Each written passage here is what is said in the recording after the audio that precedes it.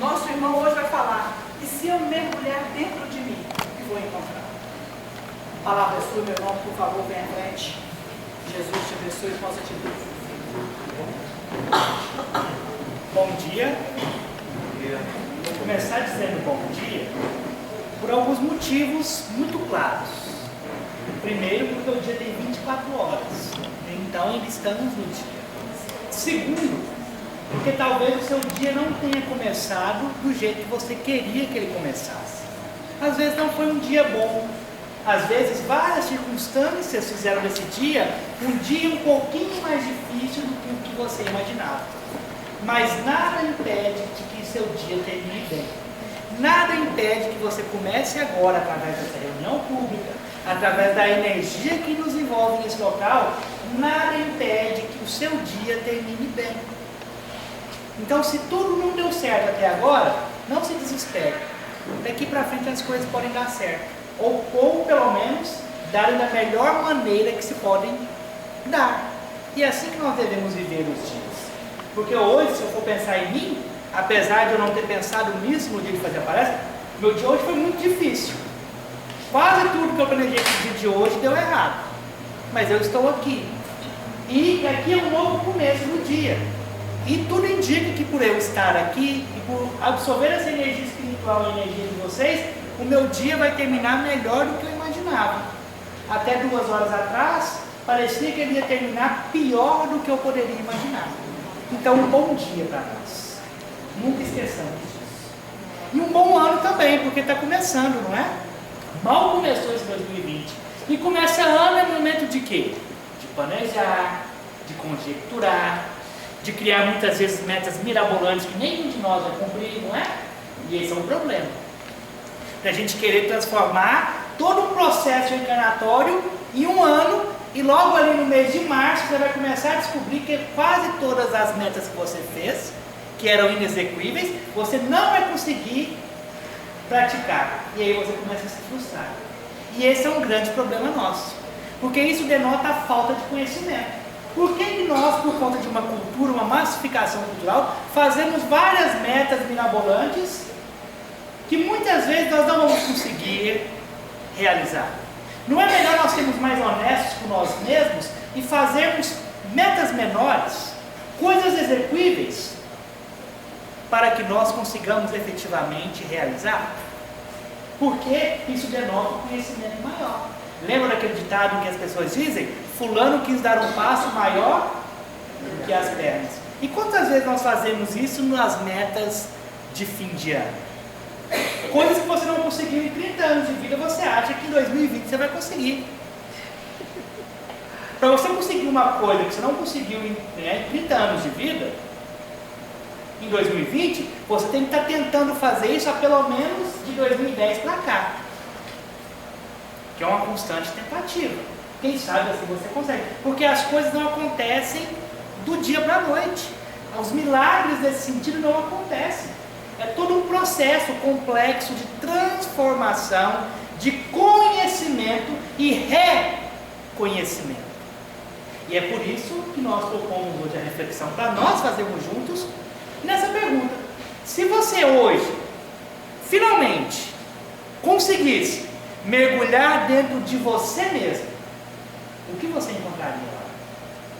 Se você hoje conseguisse olhar no espelho e ver verdadeiramente quem você é, sem as máscaras culturais, sem as máscaras sociais, sem aquilo que nós escondemos dos outros, de nós mesmos, sem as nossas fraquezas, sem as nossas impaciências, sem aquilo que a gente já não aguenta mais em nós e nos outros, o que você teria para mostrar para o mundo?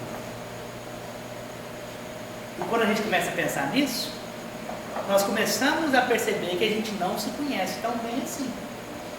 Porque o processo de autoconhecimento denota um mergulho em nós. Mas será que o seu eu mais profundo é bom ou é mau? É uma coisa que vale a pena ou é uma coisa que precisa de corrigir, de se corrigir, de ser corrigida muitas vezes?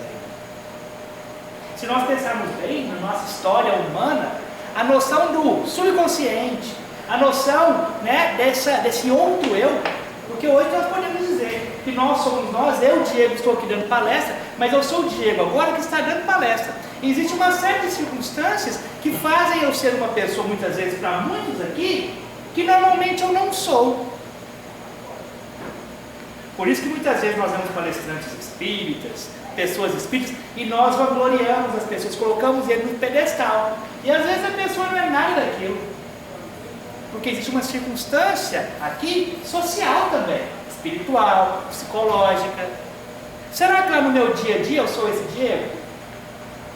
Com paciência, que fala claramente, que utiliza adequadamente todos os termos e se preocupa com isso? Talvez sim, ou talvez não.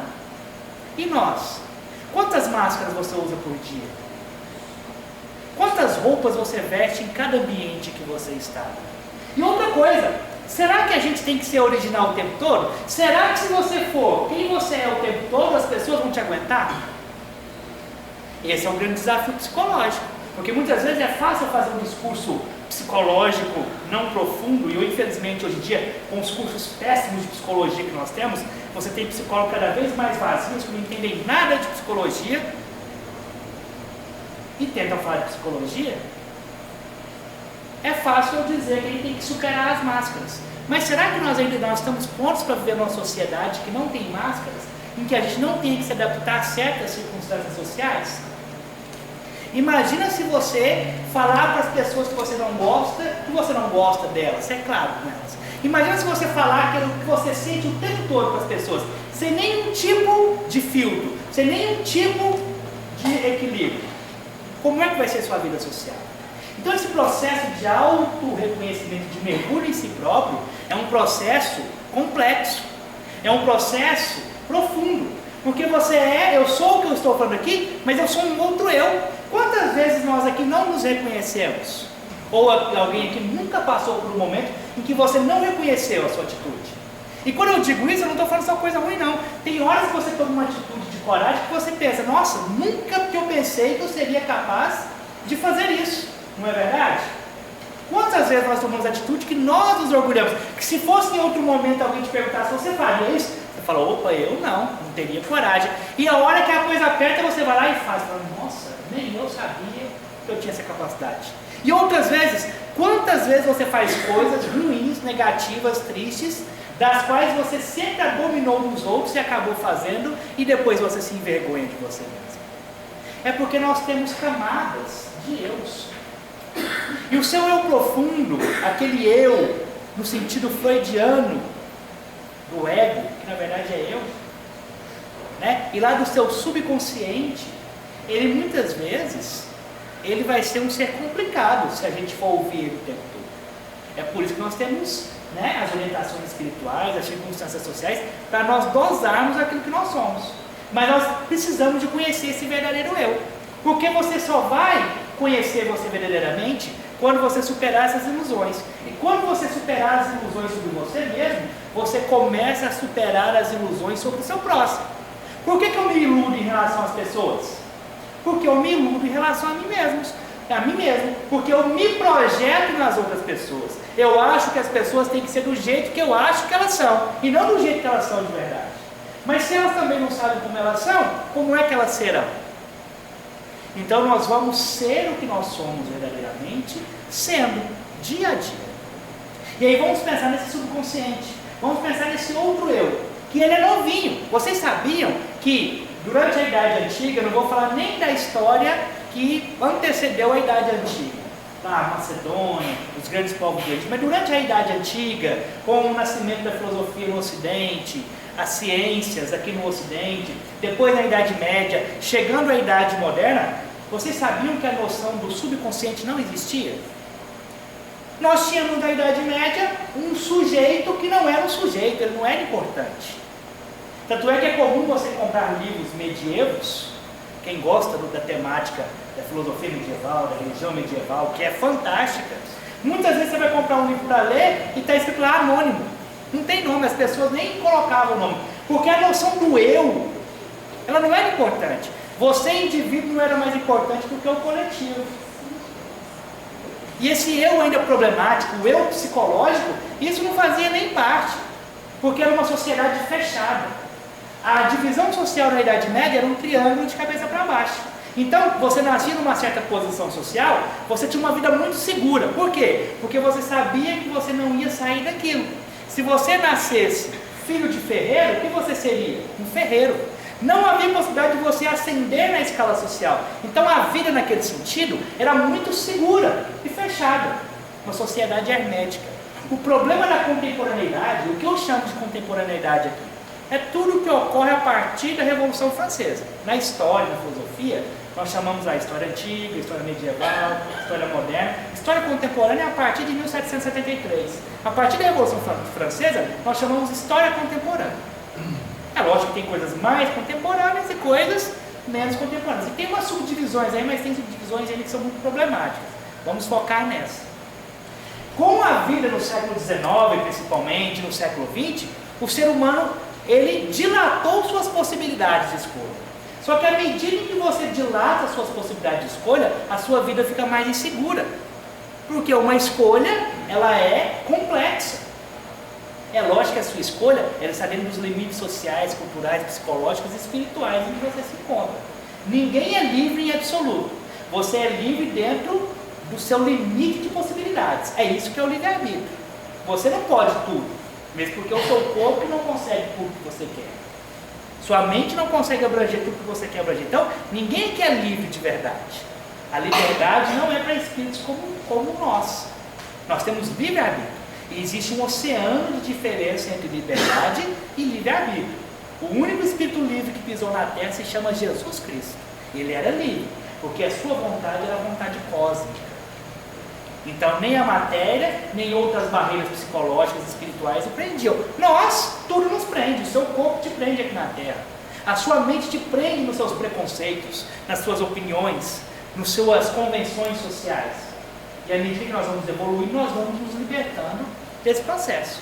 Então, com o surgimento dessa liberdade, surge através dos três grandes materialistas. O que é interessante é isso, né? O ser psicológico, esse ser complexo, ele surge com três grandes materialistas, porque o René Descartes, lá na filosofia moderna, ele cria o sujeito cartesiano é quando você, pela primeira vez, é um problema para você mesmo. É por isso que Descartes fala, né? Penso, logo existo. E nesse sentido aí, ele só queria colocar um parâmetro para a gente começar a investigação filosófica dele. Eu tenho que chegar num patamar e partir daí. É óbvio que depois nós descobrimos que não é um penso, logo existo. É sinto, logo penso e por isso existo. Você sente antes de pensar. Você deseja antes de saber. Você sente antes de refletir. Rousseau respondeu a Descartes: eu sinto, depois eu penso. E isso é verdade. Só que o Descartes não estava falando no sentido absoluto, ele só queria no patamar. Então, quando você pensa em você, o que você está fazendo? Você está criando um problema sobre você mesmo. E isso sempre a humanidade fez, mas ela nunca tinha feito como consciência. É por isso que nós criamos a religião. Por que nós criamos a religião? Para tentar nos explicar. E para tentar explicar os fenômenos da natureza. A primeira coisa que nós criamos foi a arte. Para expressar a nossa vida no desenho rupestre. Logo depois nós criamos as religiões, que é uma forma de eu me identificar no meio desse universo. Eu precisava de criar uma religião com determinados criadores, com determinadas divindades, e para eu conseguir me comunicar. Depois que eu criei a arte, a religião, aí eu fui capaz de criar o quê? Filosofia e ciência. São as quatro grandes formas de nós expressarmos e conhecermos o que tem para ser conhecido. Ciência, filosofia, religião e a arte. A arte ela tem uma questão, ela está envolta em todas as outras. Na filosofia tem arte, na ciência tem arte, na religião tem arte, porque a arte é a expressão. E que a ciência, a religião e a filosofia buscam em suma responder as mesmas perguntas, não é verdade? As perguntas que movem a ciência, a filosofia e a religião são as mesmas. De onde tudo veio? Por que eu estou aqui? Por que tem justiça social? Quem sou eu? Quem nós somos? Para onde nós vamos? Tales de Mileto na Grécia, há quase 3.000 anos, quando olhou para o céu e perguntou: da onde vem tudo? Heráclito fez a mesma coisa, com aquela noção que tudo vinha do um, assim como a religião, primeiro politeísta, que eram os deuses que criavam, depois a religião monoteísta, que esse um de Tales de Mileto, que era a água, o 1 do Anaximandro, que era o Pneumalpeiron, o 1 do Heráclito, que era o Devir, no cristianismo e em outras religiões monoteístas se transformam em Deus, em Alá. Então é a mesma noção de que tudo é regido por um ser criador ou um elemento primordial. É a mesma noção que mobilizava o pensamento filosófico grego, era a noção que mobilizou o pensamento cristão, o pensamento muçulmano, de que tudo vem do um. E lá na frente com Descartes, você começa a pensar em você, para depois de pensar em você, você pensar em Deus, que é o criador de tudo. E aí com esses três materialistas que eu vou falar agora, surge essa noção de que nós não somos um sujeito tão raso como Descartes falou, no sentido raso não pejorativo, mas que você não é só o que você está vendo agora. Esse aqui é o meu consciente, só que nós temos outras esferas. O primeiro a trazer essa noção de outro eu é um pensador muito falado, mas pouco conhecido. Quase todo mundo que fala sobre ele, bem ou mal, não leram ele. Porque, primeiro, ele é um pensador muito profundo. Segundo, ele escreveu muito. Terceiro, ele é muito difícil. Se chama Karl Marx. Até hoje, somente de filósofo, e eu falo porque eu sou professor de filosofia e história, é minha área, filósofo, cientista político de Facebook, historiador de Facebook, que falam de Karl Marx, nunca leram Karl Marx. E Karl Marx é muito maior do que a teoria econômica, porque ele fala de outras coisas, só que você não leu, você não vai saber. E ler um livro de um pensador desse tamanho, não é ler o pensador. Não é ler o pensador. E não é qualquer um que tem fôlego para ler um pensador desse tamanho, porque ele é difícil, porque ele dá dor de cabeça. Quantas vezes lendo Hegel, Marx, Kant, eu me senti burro, muitas vezes desisti de ler, chorava, brigava, e até hoje é assim. Para fazer meu projeto de mestrado, lendo um livrinho de Immanuel Kant, chamado A Religião no Limite da Civilização, eu fiquei 4 meses na introdução, para ler de verdade. Só a introdução dele já deu uma tese no livro. E tem gente que acha que ler um pensador profundo, Helles, lá de bobeira, na fila do banco, você vai entender esse pensador. Não, você não vai. Desse tamanho, não. Vai ler autoajuda, aí você entende, fora isso. Então, Marx vai falar desse outro eu, que é utilizado na exploração do desejo do consumo. Logo depois vem um outro, que a gente vai utilizar muito ele hoje, que é importante, que os cristãos odeiam ele, não gostam nem de falar, mas que ele é fundamental, principalmente na crítica ao cristianismo, chamado Friedrich Nietzsche. O Nietzsche, ele funda o inconsciente antes de Freud. O Freud não gostava disso, porque muitas coisas do Freud já estavam em Nietzsche. E o Freud falava, eu nunca li Nietzsche. É mentira, ele leu. Mas ele morreu afirmando que nunca tinha lido Nietzsche. Mas tem coisa lá do Freud que estava em Nietzsche. A não ser que ele pegou por osmose, mas é impossível. Né? Ele tinha que ter. O Nietzsche vai trazer esse outro inconsciente, que é explorado nas religiões, explorado na cultura. E o terceiro que faz isso é o famoso Freud, Sigmund Freud. E aí ele vai trazer esse inconsciente e esse subconsciente, esse outro eu mais bem explorado. Quando nós somos Freud, não dá para falar de todos porque o nosso tempo é curto, na verdade são um monte de pessoas que estão ali pensando com Freud, não é só ele. Tem outros na área da psiquiatria, na área da medicina, que corroboram com esse processo. Então esses três homens, chamados de os grandes materialistas de todos os tempos, materialistas, aí você pode criticar eles por isso, não tem problema. Ateus, e eles eram ateus com muito significado. Era muito coerente ser ateu na época desses homens. Porque qual era o tipo de religião que eles criticavam? Qual era o Deus que eles criticavam? Era um Deus comercial, era um Deus tirano, era um Deus perseguidor. Ora, entre ser ateu, no contexto histórico deles, e acreditar em Deus, se você acreditasse em Deus, era mais fácil duvidar da sua probidade intelectual e do seu caráter do que você ser ateu. Ser ateu no século XIX era muito lógico. Porque quando você pergunta por que fulano é ateu, e a gente pensa em um grande pensador, aí você tem que se perguntar, a qual religião ele critica? Nietzsche tem um livro chamado O Anticristo. Imagina você ler, eu lembro quando um dos primeiros filósofos que eu escrevi, agora eu voltei a escrever sobre ele, por conta de uma pesquisa justamente no espiritismo que eu faço parte, foi o Nietzsche. E eu lembro muito claramente que eu carregava um livro dele no meu carro, né, e às vezes ele ficava em cima do painel, chamado O Anticristo. E meus amigos espíritos religiosos, quando entravam no carro e viam o anticristo lá, eles até arrepiavam, né? Achavam que eu estava, né, numa seita anticristã. E o livro, na verdade, vai criticar o cristianismo institucional, o cristianismo do sacerdócio. No livro ele vai dizer: o único cristão de verdade morreu na cruz. É um elogio a Jesus e uma crítica ao cristianismo hipócrita. Hoje, esse livro é mais contemporâneo hoje do que no dia que ele foi escrito. Você lê esse livro, você fica impressionado. Parece que o Nietzsche está vendo os programas religiosos da TV e está escrevendo sobre aquilo. Então, é aí que você tem que começar a colocar-se como um problema. E aí o Nietzsche ele vai trazer uma coisa que ninguém tinha trazido antes dele. Porque nós aprendemos lá com Sócrates que nós devemos conhecer a nós mesmos, não é? Conheça-te a ti mesmo, que conhecerá os universos e todas as coisas. É linda a frase, né? Não sei porque as pessoas não falam a frase completa. Conhece-te a ti mesmo e conhecerá o universo e todas as outras coisas. Nós aprendemos isso com Sócrates. Contemporâneo a Sócrates, Buda fez a mesma coisa, Siddhartha Gautama, de uma forma religiosa, de autorreflexão. Só que o Nietzsche vai trazer uma coisa importante. Como nós somos uma complexidade de coisas, nós não somos coerentes o tempo todo, nós somos contraditórios. Nós somos contraditórios. O Nietzsche vai dizer: torna-te quem tu és.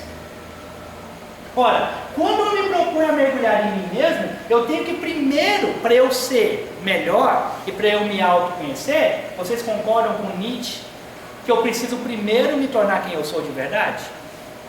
Como é que eu vou ser uma pessoa melhor se eu não me permito ser quem eu sou?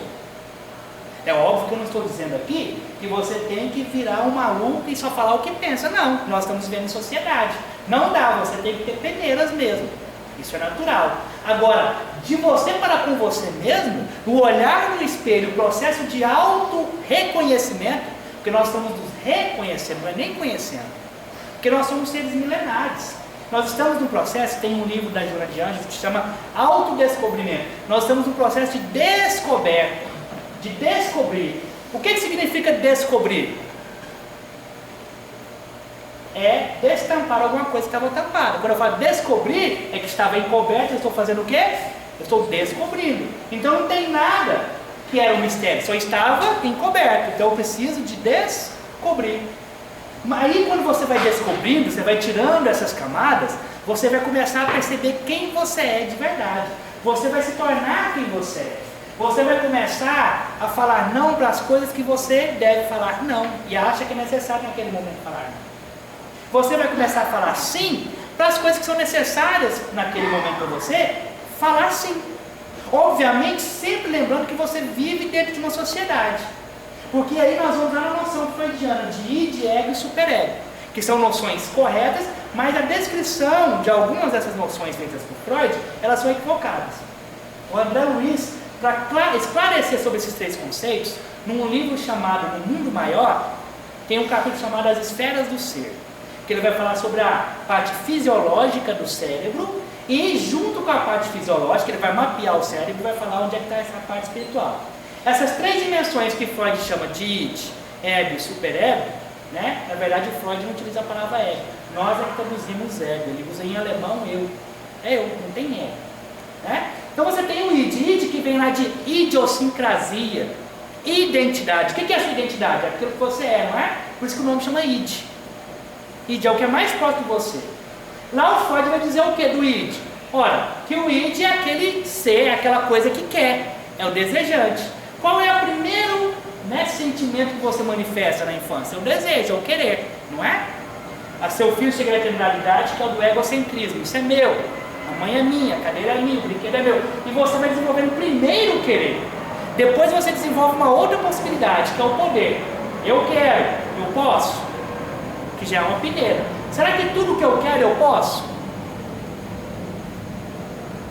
Quanto mais maduros nós somos, aí eu estou falando de maturidade mental, psicológica, mais nós nos refletimos sobre isso. Será que é aquilo que eu quero agora, eu posso? E eu não estou falando só financeiramente não, às vezes você quer uma vida completamente diferente. Será que essa vida que você quer completamente diferente, você pode, você merece ela? Vamos pensar na reencarnação.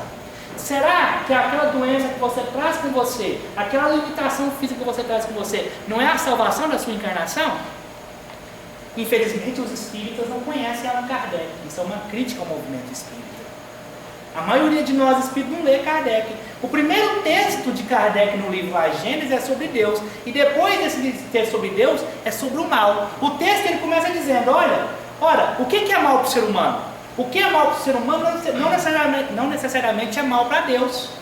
Porque aquilo que você julga uma maldade em determinadas circunstâncias circunscritas, na verdade pode ser a salvação. Em que sentido? Por exemplo, uma doença, uma limitação física que você traz. Às vezes aquela limitação física que você traz, uma deficiência, uma doença, é a salvação da sua encarnação.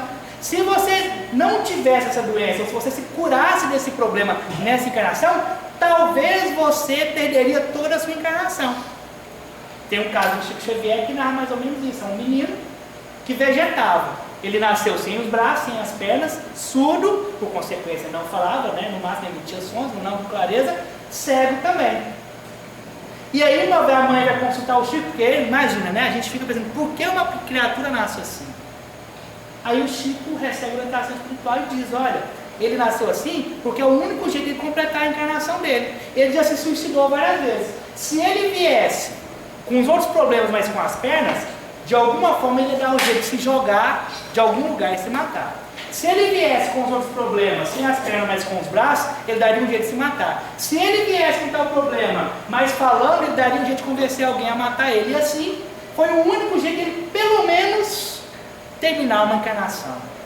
Para ele se preparar, talvez ele teria que reencarnar outras vezes daquele jeito, até ele ter consciência de que ele precisava de reencarnar. Então, quando eu olho aquela criança, aquele jovem, eu vou lá na Vila São Cotolengo, eu fico extremamente chateado. Aquilo ali dói, não dói? É sofrível você ver uma pessoa naquela situação. E para nós é um mal. Mas às vezes é a salvação daquela encarnação. E às vezes nós temos problemas também, menores. E aí o grande desafio é, você tem que perguntar para você mesmo, apesar do problema que eu trago, o que eu posso fazer pelo mundo melhor? O que eu posso fazer pelo próximo? Essa é a grande questão. Apesar do problema que você está aí agora, o que você pode fazer? Porque se você ficar esperando resolver o seu problema para tentar ajudar o outro e melhorar o mundo, você vai perder mais uma encarnação.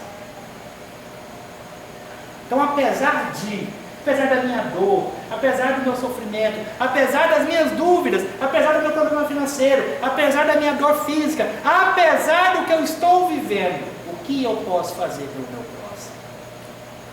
É uma das perguntas existenciais que nós temos que responder.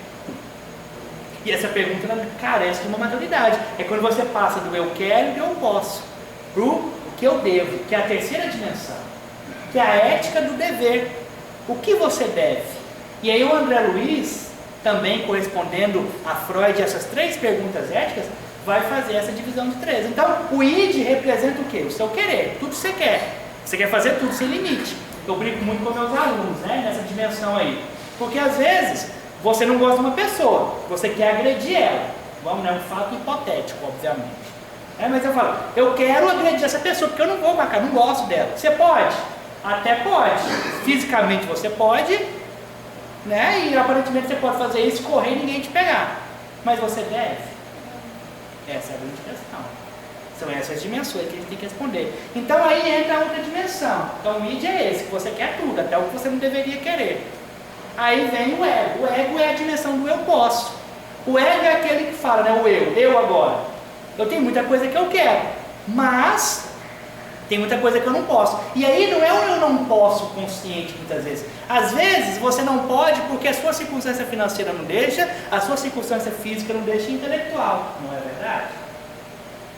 Então não é consciente. Às vezes tem um monte de coisa que você não faz porque você não pode, mas é porque você não pode por circunstâncias terceiras. Porque se você pudesse, não seria consciente, você fazia de qualquer jeito. E às vezes mesmo não podendo, você tenta fazer. Então esse é o ego, o eu, esse eu normal. É o que eu estou percebendo vocês agora. Eu falo, eu sei que eu estou falando, eu sei que eu estou aqui, vocês sabem que estão aí. Então esse é o eu. E a outra dimensão, que é a dimensão mais complexa em Freud, que é o superego, que aí ele fala que ele é castrador e tudo mais, André Luiz vai chamar o id de subconsciente, que é justamente onde estão os seus arquivos reencarnatórios. E é interessante, é lá no subconsciente que o obsessor age. Porque é lá que estão os seus defeitos.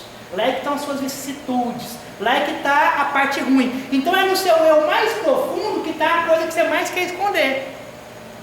São os vacilos, o histórico negativo. É ali que está a sua compulsão, em qualquer campo. O seu vício está ali. E aí, o seu consciente, o seu eu aqui, então o André Luiz vai chamar o que Freud chama de eu, ele vai chamar de consciente, que é a consciência. E aquilo que Freud chama de superconsciente, que é castrador, em André Luiz vai ser chamado de superconsciente. E aí ele não fala que é castrador, porque é um equívoco. Na verdade, ele é uma dimensão iluminada, que é onde os espíritos de luz agem. O problema é que é poucas vezes que nós estamos antenados nessa parte. A gente sempre fica mais no inconsciente. Tem um texto no Evangelho segundo o Espiritismo que se chama O Suicídio e a Loucura. Ele começa dizendo assim: nós vivemos mais na insanidade do que na sanidade. Pensa aí na sua semana começou agora, né? Pensa só de ontem e hoje. Durante o dia de ontem e durante hoje, você viveu mais na plenitude da consciência, escolhendo certinho o que você queria, tomando as decisões adequadas, refletindo, ou você agiu mais pelo inconsciente? Pelo instinto? No trânsito, no serviço, na hora de fofocar de alguém, você fofocou conscientemente. Eu estou fofocando, eu estou sendo maledicente, com plena consciência do que eu estou fazendo e com plena consciência do reflexo que isso vai gerar na minha aura, na minha psicosfera e no que isso vai causar de energia negativa para o outro. Você pensou isso? Na hora de fofocar de alguém? Então você não foi consciente. Porque essa é a grande questão da consciência. Se você age por consciência, você deixa de fazer um monte de coisa que você faria. É simples assim. E o seu superconsciente é uma dimensão dos grandes ideais, das grandes idealizações, né? Quando você entra em contato com a espiritualidade superior. E cada uma dessas esferas, então, o id, ele responde eu quero. O eu responde o eu posso. E o superego, melhor dizendo na terminologia de André Luiz, o superconsciente, que é a dilatação máxima da consciência, ele está na dimensão do eu devo. Por que nós aqui enfrentamos os problemas que nós enfrentamos na maioria das vezes? É porque nós não mergulhamos profundamente em nós mesmos. Porque é difícil. Quando você começa a se autodescobrir, não é fácil. Porque as primeiras coisas que você vai descobrir são coisas que você não quereria descobrir. São coisas ruins. Todo o processo, e não precisamos de ficar desesperados em relação a isso. Quando você de verdade, muitos aqui já fazem isso, lá na sua terapia, lá na sua análise, me digam, pode me dizer se eu estou mentindo. Quando você começa a lidar com seus problemas e bater de frente com eles, você começa a descobrir que você é uma pessoa não tão boa quanto você pensava que era. E se você já tinha uma baixa estima, no início é pior ainda, porque você vê que você ainda é um pouquinho pior. Mas aí que vem a grande questão e é maravilhosa, que apesar de ter coisas ruins, você começa a perceber, quando se aprofunda mais, que tem muita coisa boa e tem muita coisa que pode melhorar. É por isso que a terapia é importante, a análise é importante, que é quando você vai começar a enfrentar esses demônios interiores. Mas a primeira parte não é fácil. Você se tornar quem você é, não é fácil. Você cortar os cordões umbilicais, não é fácil. Você dizer para o seu marido, olha, eu não posso ser a esposa que você projetou, eu te amo, mas eu tenho que ser quem eu sou. E para eu ser quem eu sou, eu não posso só ser o que você quer. Você falar para o seu filho, eu te amo, eu cuido de você, mas eu não posso ser sempre a mãezinha que está aqui. Eu tenho que aprender a deixar você se frustrar para você crescer, e eu me frustrar com você para eu crescer também. Você falar para o seu pai, para a sua mãe, mãe, pai, eu não posso ser aquilo que vocês querem que eu seja, eu não vou fazer o curso que você quer que eu faça, porque esse diploma é para mim, não é para você. Eu não vou ter a profissão que você quer que eu tenha, porque eu preciso ser eu não posso ser outra coisa, eu não posso ser uma mini projeção de você, e é difícil, e é desafiador, é difícil romper laços, mas você não cresce se você não fizer isso. É nesse sentido que Jesus fala que não veio trazer a paz, mas a divisão. Porque quando você se aprofunda em você vai romper com algumas coisas dentro da sua família. E essa divisão não é você ficar com raiva, não é você abandonar quem você ama. É dizer, até aqui, tudo bem. Mas daqui para cá, meu amigo, você está ultrapassando um limite que já não lhe pertence. Esse limite é meu. É o limite da pessoa que eu quero ser e eu preciso ser. E aí, pessoal, quando você resolve melhorar, tem coisa que você vai ter que abandonar. Quem aí mudou a vida, e aí eu estou falando no sentido amplo, você percebeu que você perdeu várias amizades? Você percebeu que você perdeu vários amores da sua vida? Quantos amores eternos eu prometi? Eu nem sei cadê eles. Quantos amigos que eu dei o dedinho lá, e a gente faz até pacto de sangue, né? Adolescente é uma tristeza. Então, quantos amigos foram você meu amigo a vida toda, que eu não tenho nem o telefone mais. E muitos desses amigos foi crucial, porque o dia que eu resolvi melhorar, não dava para caminhar mais com eles. Não dá para você ficar esperando quem não quer ir. Às vezes a pessoa que era mais próxima de você. Então, quando eu resolvo fazer isso, determinadas coisas na minha vida vão mudar. Isso é difícil, não é fácil, mas é necessário. E tudo isso aí, pessoal, não é perder o amor, não é ser grosso, mas é quando você começa a verdadeiramente mergulhar em você. Aí você vai ser falando, isso aqui que eu sou é ruim, eu não quero ser mais. Se eu não quero ser mais isso, como é que eu faço para ser diferente? Isso aqui que as pessoas acham que eu sou, não é o que eu sou, mas como é que eu vou mostrar para as pessoas que eu não sou isso? É onde vem a grande maturidade, é onde vem a grande descoberta do ser, e é onde nós sofremos, porque lá naquela dimensão das perguntas, eu quero, eu posso, eu devo, qual que é o grande problema? Porque nem tudo que você quer, você pode, nem tudo que você quer e pode, você deve. Já percebeu que a maioria das coisas que você deve, você não quer? A maioria das coisas que você deve fazer, você não quer fazer. Você está com preguiça, está sem tempo. Você procrastina, deixa para depois. E aí vem o sofrimento. Aí você vira e fala assim, mas por que eu estou sofrendo? Ué, porque você não está fazendo a coisa no tempo que deveria ser feito. Porque você está procrastinando. A vida está passando e você está ficando. O que é o sofrimento? É um mecanismo de equilíbrio da lei de Deus para fazer você se movimentar. Heráclito dizia, a única coisa constante no universo é o movimento. Olha que fantástico, ele antecipa a teoria da relatividade em 3.000 anos. A única coisa constante no universo é o movimento. Você percebeu que você mudou demais, mas você continua sendo você? Não é fantástico isso?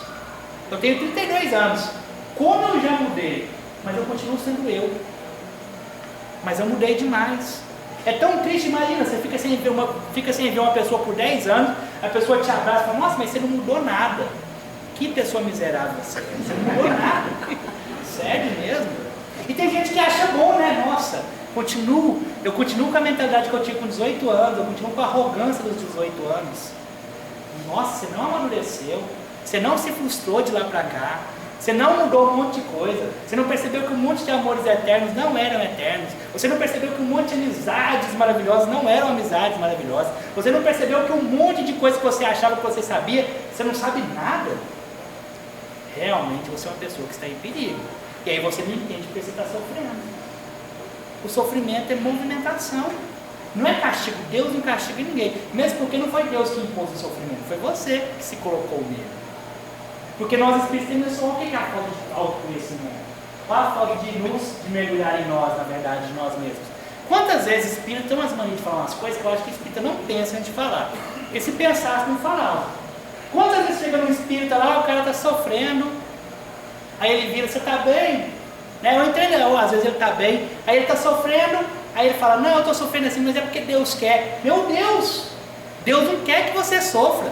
Até a música do padre é mais inteligente que isso, né? O mundo pode até querer te ver chorar, mas Deus, fazer você chamar de Deus que te quer sorrir. Então Deus não quer que você... Não é da vontade de Deus que você sofra. Quem te falou isso? Onde é que você leu isso? Com certeza não foi num livro espírita sério, foi em outro lugar. Aí tem gente, eu tinha um amigo espírita que eu morria de raiva, a gente brigava todas as vezes por isso. Ele era bem mais velho que eu, mas eu não aceitava.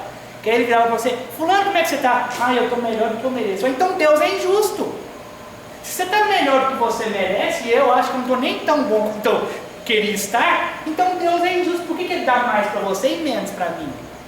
Então ninguém está melhor do que merece. E ninguém está sofrendo porque Deus quer. Você está sofrendo porque você não está acompanhando a marcha do progresso. Você está procrastinando. Deus está te convidando a andar.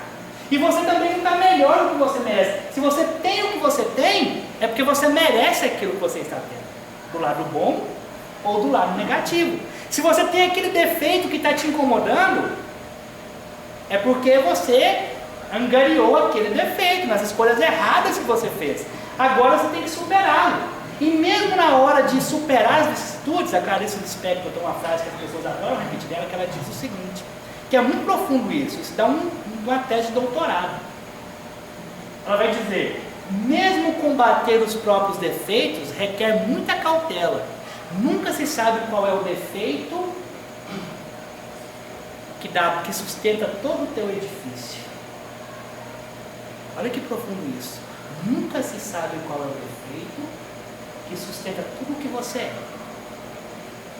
Então faça, já que você está cheio de metas, mas faça metas de progressão, de dilatação da sua consciência. O que você precisa de transformar agora que é mais urgente e que você consegue? Porque às vezes você quer deixar de ser mais orgulhoso, mas às vezes você não consegue nem comer menos, como é que você vai deixar de ser mais orgulhoso? Às vezes comer menos é mais fácil agora, e é o que você dá conta. Porque senão depois você vai se frustrar. Então a gente tem que ser muito maduro conosco mesmo. E isso é o profundo mergulho em nós mesmos. Quando você se mergulha assim, começa a perceber, você faz metas execuíveis. Você faz compromissos reais. Você se relaciona com os outros de forma verdadeira.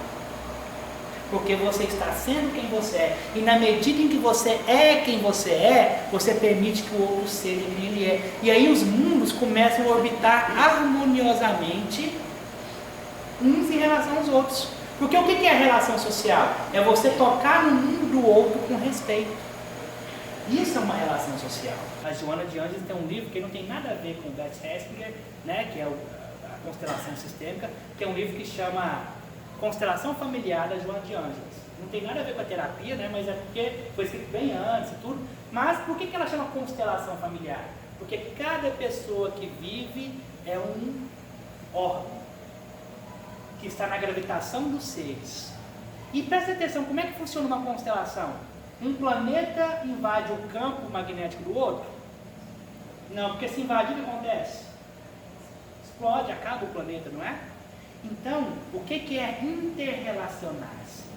Quando eu aprendo a me relacionar comigo mesmo, eu vou orbitar o mundo do outro sem lhe causar atritos. É uma constelação. Nós devemos aprender com a natureza, com os astros, com a física.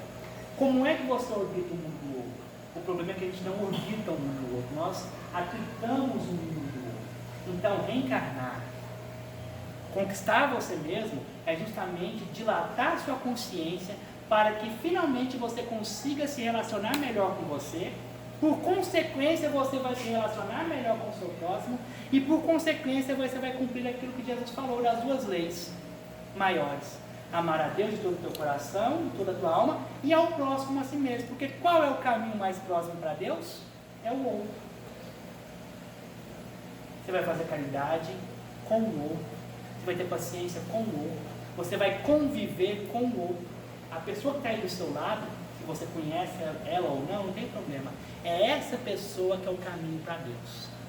Então, na medida em que você se autodescobre, na medida em que você se auto-ama, você começa a amar o outro simultaneamente e começa a descobrir o outro simultaneamente. É por isso que Jesus olhava para nós com tristeza. Sempre com tristeza. Por quê? Porque ele via grandes possibilidades em nós, mas percebia simultaneamente que nós mesmos não fazíamos ideia de quantas possibilidades nós temos e protelamos a nossa evolução. Tanto é que quando ele chega para acordar Lázaro, não sei se vocês lembram dessa passagem da Bíblia, e é uma passagem que me emociona profundamente, quando ele vê a Lázaro que já estava com mau cheiro, ele chora. Mas ele não chora só por Lázaro, ele chora por conta da condição humana, porque nós estamos daquele jeito, pessoas com potenciais enormes, pessoas com capacidade de sermos luz, mas estamos em estado putrefato, dormindo, enquanto a natureza explode na nossa frente, enquanto o universo nos convida a evoluir. Até quando nós vamos dormir? Porque Jesus está aqui do lado, chorando e falando: levanta, vem comigo. Cada um de nós é um Lázaro, só que Lázaro acordou e foi. E nós? Que horas nós vamos acordar? Que horas nós vamos sair desse sono profundo evolutivo e vamos caminhar com Jesus por um mundo melhor? Que fiquemos com essa reflexão e que nós tenhamos a coragem desse ano de 2020 e nos próximos anos, porque isso não é tarefa de 1 ano, de 2 anos, é a tarefa do resto da nossa existência. Que nós tenhamos a coragem de verdadeiramente mergulharmos em nós mesmos e enfrentarmos todas as vicissitudes que nós temos, mas também celebrarmos tudo aquilo de maravilhoso que nós temos, porque a humildade não é você se colocar inferior ao outro. É outra mania de espírita feia, que acha que humildade é humilhação. A palavra humildade vem de humus, terra fecunda. Humildade é quando você descobre aquilo que você é bom e aquilo que você não é tão bom, e você luta para que naquilo que você é bom você seja melhor, e aquilo que você não é bom você consiga corrigir para melhorar. Então, se você é bom em alguma coisa, assuma, tenha coragem sobre você mesmo, pare com falsa modéstia e assuma as rédeas da sua vida, porque a humildade, na verdade, é realidade, e sem realidade, ninguém vai ser humilde, ninguém vai ser caridoso, nenhum de nós vai ser coisa nenhuma. Nós vamos ser só projeção dos outros e ilusão de nós mesmos, e vamos continuar caminhando nesse labirinto sem chegar a lugar nenhum. Uma boa noite, e que Deus ilumine nossa existência.